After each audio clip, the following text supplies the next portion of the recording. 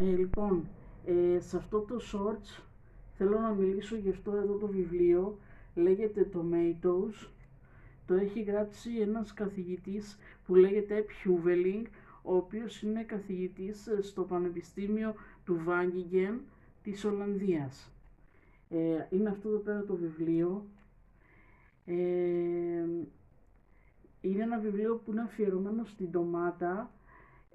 Μιλάει επιστημονικά για την ντομάτα, για τη γενετική βελτίωση της ντομάτας, για τα υβρίδια, για την οργανική ντομάτα, για την ντομάτα η οποία